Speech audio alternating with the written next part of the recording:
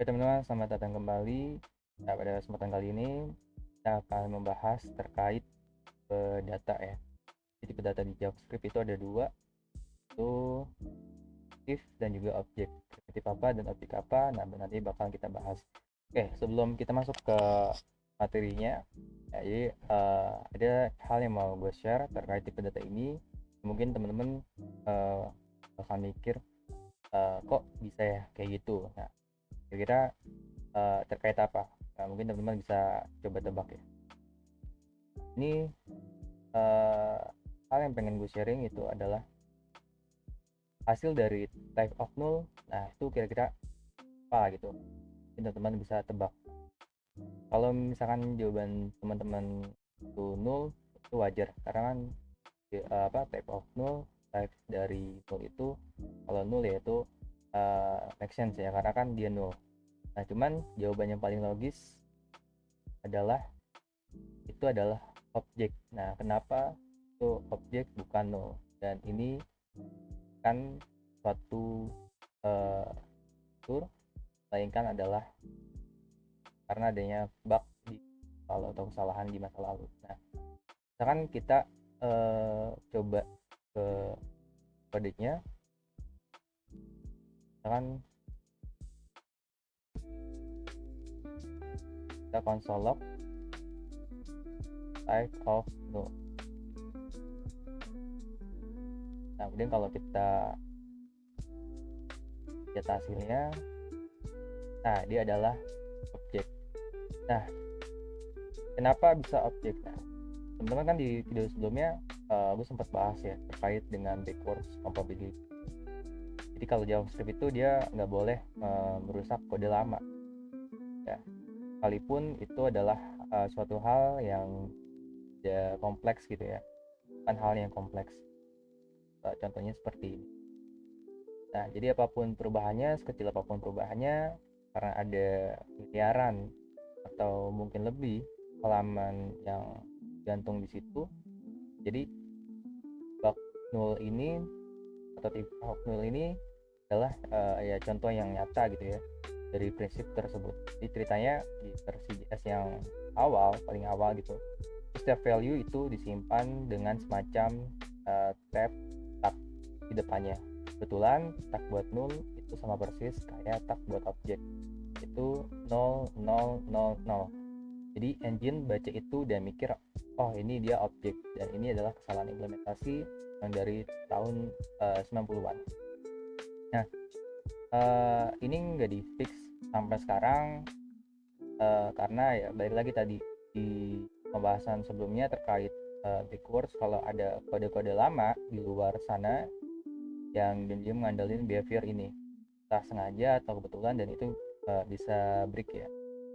Jadi T39 selaku developer dari JavaScript ini ya mutusin jadi biarin aja bug ini bakalan long life gitu ya. Nah, daripada risiko yang bakalan diambil besar risikonya, jadi semacam ini adalah jadikan warisannya, lebih seperti itu. Jadi, nah kalau dilihat di bagannya, nah ini kan dia null ya, dia nggak ada. Dan ketika di type of, dia hasilnya adalah objek.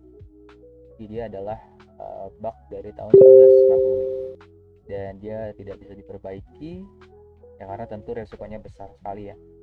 Karena dari tahun 90-an sampai sekarang berapa miliaran program sudah dibuat di menggunakan bahasa JavaScript ya, kalau misalkan diubah. Jadi walaupun kecil ya tentu konsekuensinya cukup besar dan harus menjaga backwards compatibility.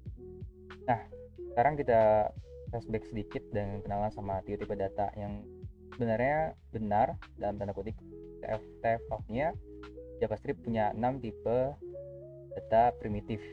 Nah, itu apa aja namanya? Nah, namanya ini yang pertama yaitu string, dan number, dan big integer,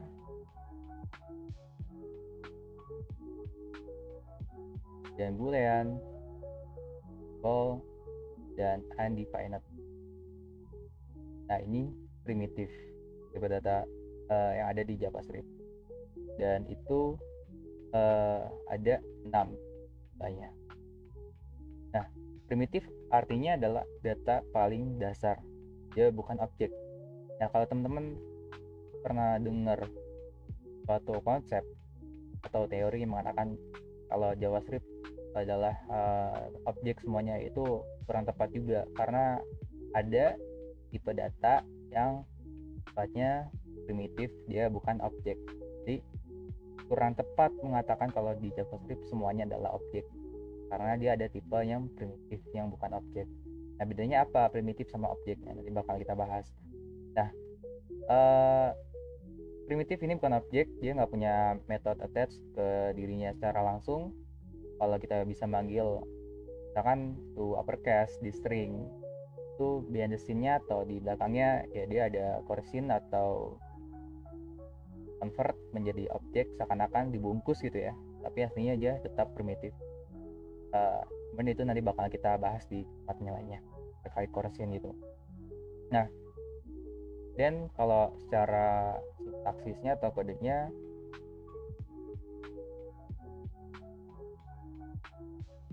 ini terkait tipe data di JavaScript. Ada 6 ya. Nah, nama string, halo teman-teman, kemudian number, kemudian integer, kemudian boolean, kemudian simbol,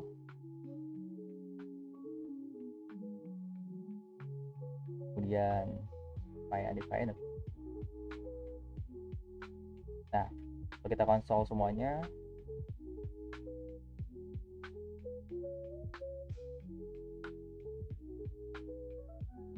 kita lihat hasilnya. Nah, dia sesuai. Sorry, kita konsolnya menggunakan type of. Nggak apa, kayak gini. Kita menggunakan type of.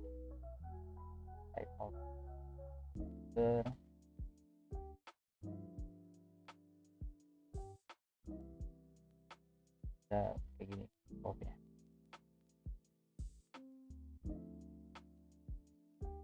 Nah, hasilnya sesuai dengan dari tipenya masing-masing. Kalau string ya string, kalau number ya number, kalau big integer ya big integer, kalau boolean ya boolean, kalau simbol ya simbol, kalau undefined. Nah, ini ada string ya string jelas ya, dia teks gitu ya, dan ada number dan ada big integer.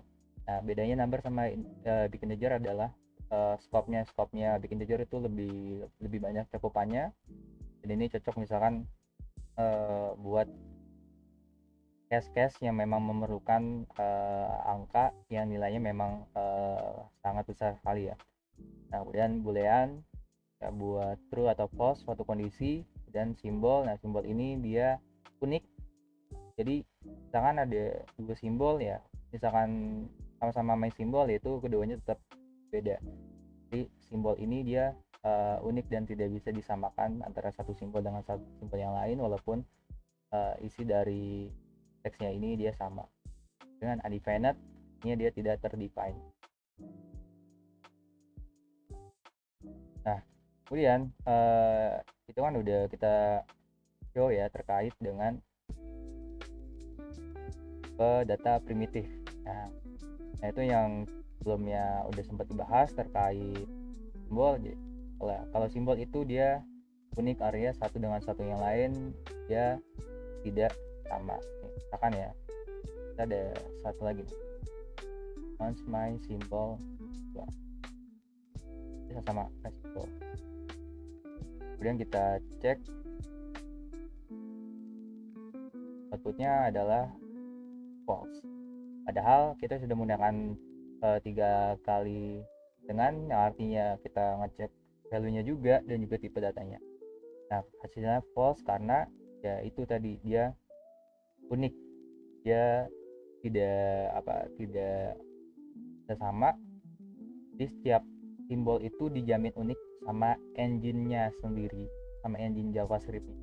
Jadi walaupun deskripsinya identik, Ini beda sama string, misalkan string hello sama hello itu bisa true. Simbol sengaja didesain kayak gini buat use case yang misalkan bikin property key yang nggak ada collision sama property lain. Biasanya dipakai di internal library atau di programming. Nah, terus ada satu lagi yang bukan primitif secara teknis, tapi sering dianggap primitif, yaitu null tadi yang sudah kita sempat bahas di awal. Ini yang juga bikin bingung. Null ini itu dia jatuhnya spesial, dia bukan bagian dari 6 primitif resmi dalam tanda kutip, tapi juga bukan objek beneran. Kalau payoff-nya bilang begitu dia objek, tapi yang udah kita bahas dia adalah bug. Jadi semacam operator khusus buat bilang sengaja kita kosongin. Ini dia yang sering bikin developer bingung kait misalkan const gitu.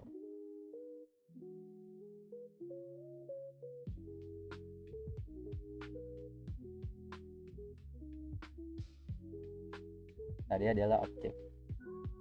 Nah, selanjutnya yang mungkin bisa bikin kalian bingung juga ya terkait ini adalah terkait dengan null dan undefined. Nah, dua-duanya mungkin mirip ya cara sintaksis, kan sama-sama kosong nggak ada isinya, tapi secara makna itu beda. Nah, undefined itu artinya belum didefinisikan. Defined artinya belum didefinisikan. Dan yang ngeset itu adalah engine. Jadi engine yang ngeset bahwa variabel ini memang belum didefinisi. Sedangkan kalau null itu ya yang ngeset adalah developernya sendiri. Jadi engine ini otomatis ngeset undefined ketika belum terdefinisi. Misalkan kita deklarasi variabel tanpa assign value atau function yang ada return-nya, itu semua otomatis jadi undefined. Contoh gini, const test undefined. Udah gini aja, misalkan kita console log lagi,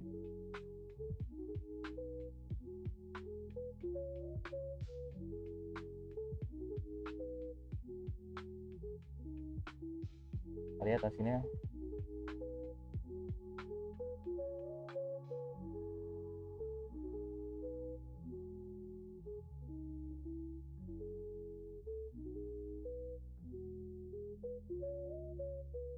Tadi ya, error belum terdefinisi. Kita coba misalkan pakai var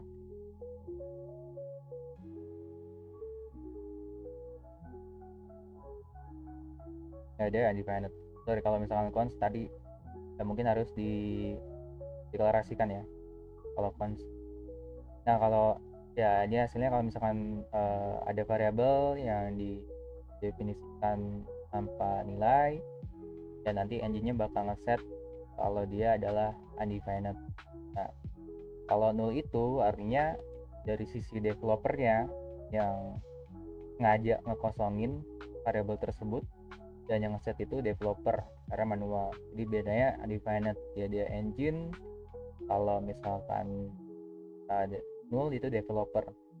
Nah, nggak ada cara buat JS engine itu otomatis assign null, itu selalu keputusan dari developernya sendiri. Nah, sekarang best practice-nya gimana? Nah, ini yang bakalan kita bahas juga di sini. Kebanyakan pada base pembayaran itu, terutama yang udah convention heavy, yang kayak pakai TypeScript atau linter, itu lebih milih undefined ketimbang null. Jadi buat kondisi yang nggak ada value-nya, jadi milih undefined ketimbang null. Nah, kenapa? Karena kalau misalkan function yang nggak ada return, itu otomatis undefined. Jadi kalau misalkan tetap returnnya null secara eksplisit, ya itu jadi kayak ada effort yang ekstra yang nggak perlu aja gitu, dan malah bikin dua jenis kosong, undefined sama return undefined sama null ya. yang harus di handle sama developer lain yang konsum kodenya. Misalkan gini,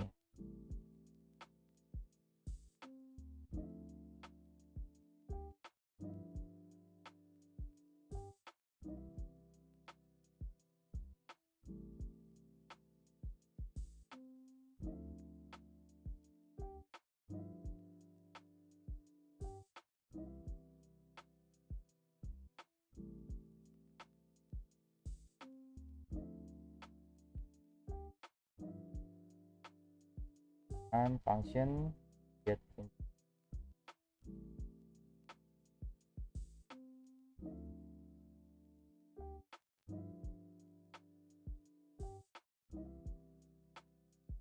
Ini kosong nih, nggak ada returnnya nih. Ini satu lagi, dan get returnnya nol. Dan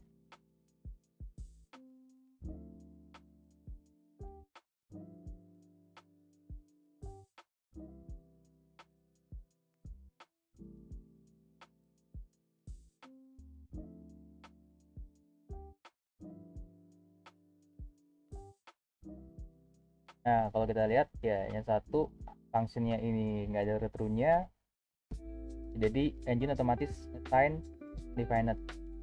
Yang kedua, dia returnnya null. Cuman yang deklarasikan adalah si developernya sendiri. Jadi secara mekanisme atau secara konsep ya, kalau definite itu based on engine yang otomatis. Kalau misalkan null itu based on developer, yang kesadaran developernya sendiri yang assign nilai null tersebut. Itu perbedaan antara undefined dan juga null ya. Nah, dan gimana best practice-nya gitu? Best practice-nya seperti ini. Ada function proses data.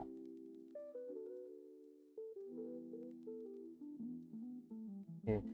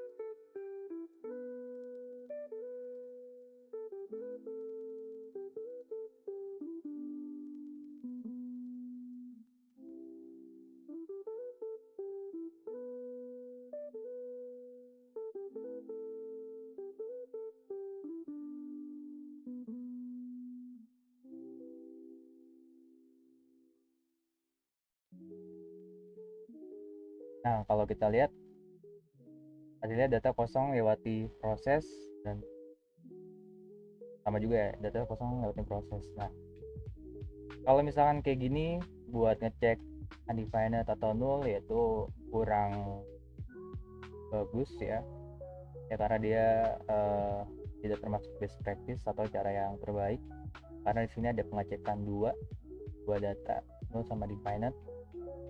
Jadi secara mekanisme kodenya memang kurang best practice. Nah, best practice-nya coba seperti ini. Misalkan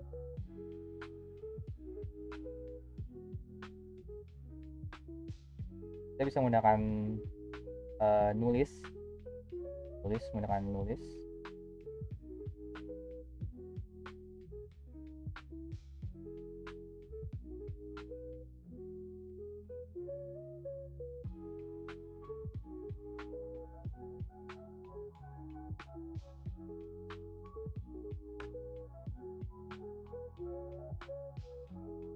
Nah, hasilnya adalah seperti ini.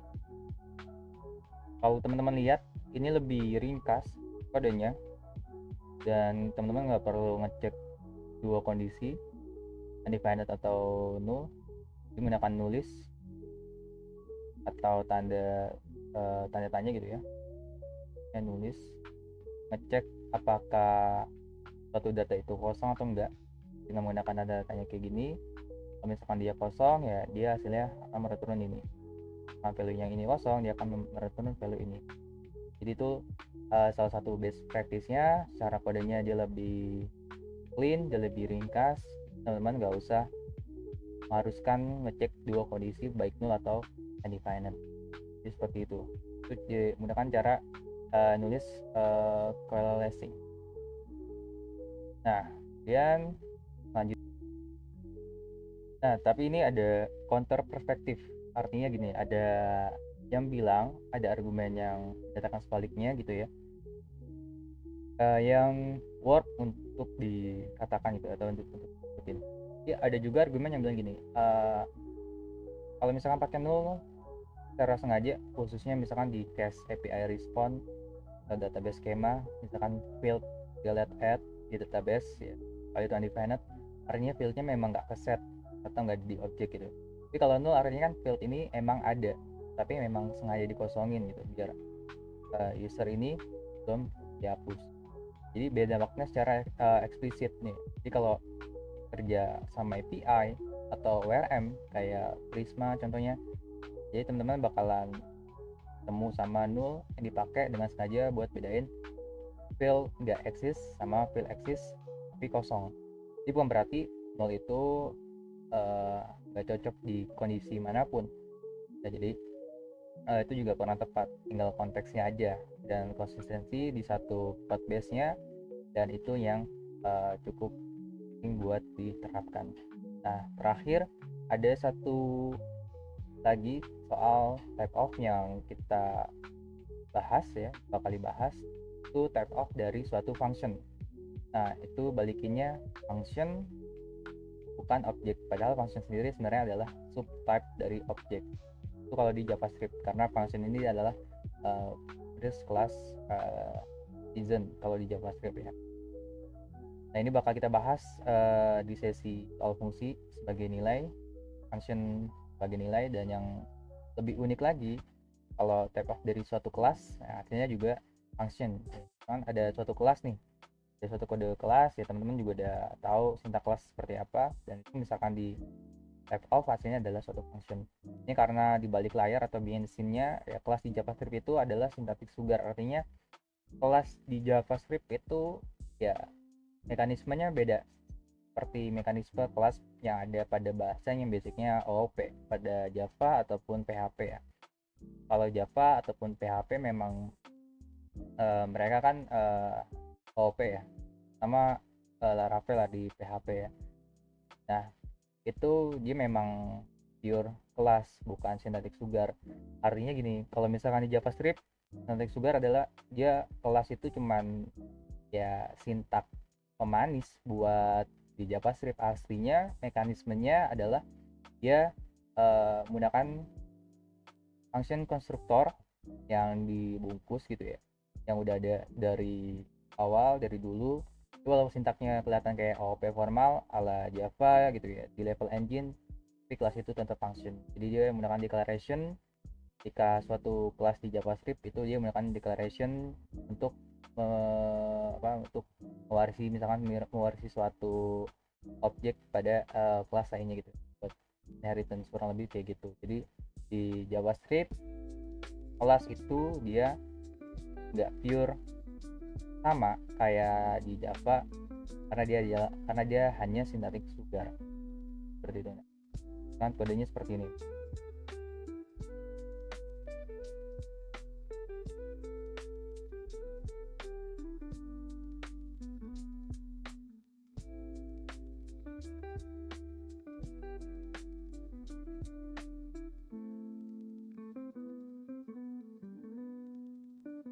Kan ada kelas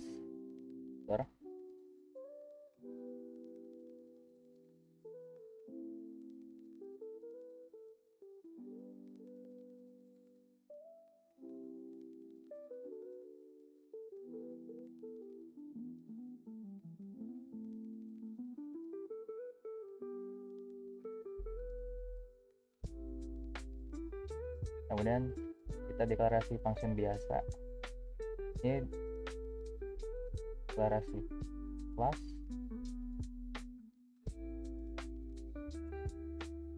Ini adalah deklarasi function.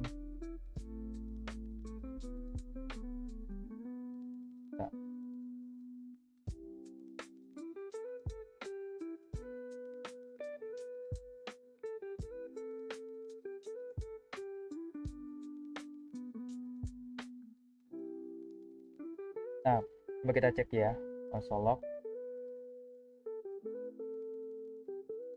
cycle.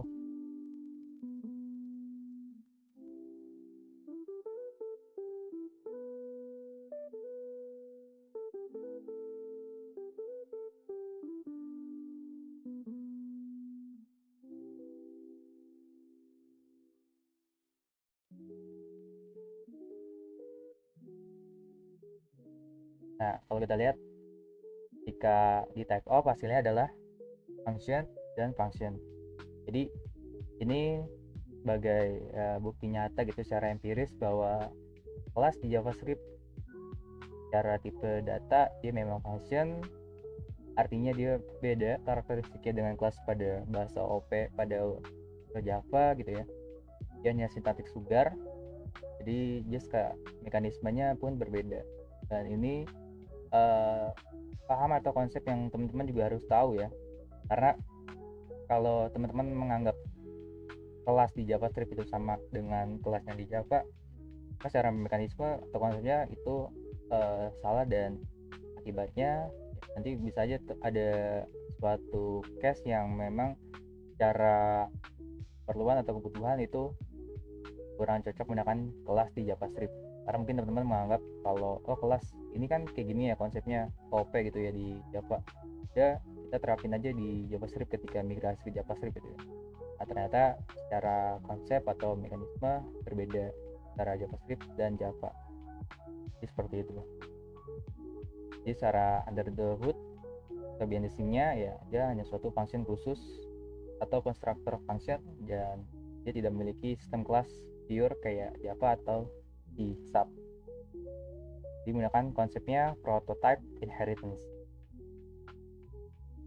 Nah, so far yang udah kita bahas sejauh ini tuh yang udah kita bahas kayak ini. Pertama ada 6 tipe primitif dan type of ya. Primitif ada string, ada number, big integer, ada boolean, ada simbol, ada undefined. Kalau string biasa, teks biasa, number, angka, integer itu angka yang scope-nya sampai miliaran atau triliunan. Jadi kalau misalkan case-nya memang membutuhkan angka yang banyak, ya disarankan akan bikin integer daripada number. Kalau true atau boolean untuk pengondisian bisa, dan simbol ya, simbol jangan lupa yang tadi udah dibahas. Simbol itu walaupun dia sama namanya ya dalam string yang ini, dia tetap beda outputnya, dia bakalan false ketika dicek juga tipe datanya. Kenapa kayak gitu? Karena memang mekanisme engine-nya di set unik, jadi simbol itu nggak sama satu sama lain dengan simbol lainnya. Kemudian ada undefined. Nah, undefined artinya dia kondisi di mana suatu variable tidak ada value-nya yang otomatis di set oleh engine. Jadi mekanismenya by engine. Kalau misalkan undefined, kalau misalkan null tadi mekanismenya by developer. Dan undefined ini bukan bug tadi ya, yang bug adalah di null itu karena tipe objek dan dia tidak bisa dikembalikan atau di fix gitu ya, karena ada prinsip backwards compatibility yang artinya kalau ada kode yang udah dibuat di masa lalu yaitu tidak bisa diubah segampang itu di masa sekarang, karena ya mekanismenya atau dampaknya itu bisa cukup fatal. Nah, kemudian ya tadi terkait historical dari bug type null ya, jadi null ini bug abadi long life ya, gak bakalan diperbaiki juga sama DC39 nya. Dan selanjutnya ya undefined sama null tadi sudah kita bahas, dan naik simbol ya itu juga unik, tidak sama satu sama lainnya. Ini digunakan untuk key reference objek kalau misalkan pengen beda gitu ya. Dan kemudian terakhir bahas tentang kelas di JavaScript. Kelas ini dia berbeda dengan kelas yang ada di bahasa Java atau C# atau Pascal OP, karena di JavaScript dia hanya sintaksis sugar, yang artinya dia secara konsep atau mekanisme dia tidak sama dengan kelas yang ada di bahasa pure OP kayak seperti Java, seperti itu. Jadi dia menggunakan prototype inheritance. Oke, itu saja yang kita bakal bahas hari ini. Kita akan bahas kali ini. Jadi kalau teman-teman masih ada yang mau ditanyakan, silakan tulis pertanyaan di kolom komen, nanti bakalan dijawab ya. Oke, satu lagi terakhir, nah perbedaannya salah satunya antara primitif dan objek itu ada pada penyimpanan di memori. Nah, itu hanya bakal kita bahas di pertemuan selanjutnya nanti. Oke teman-teman, kurang lebihnya kita cukupi pada kali ini. Kita lanjut di video selanjutnya.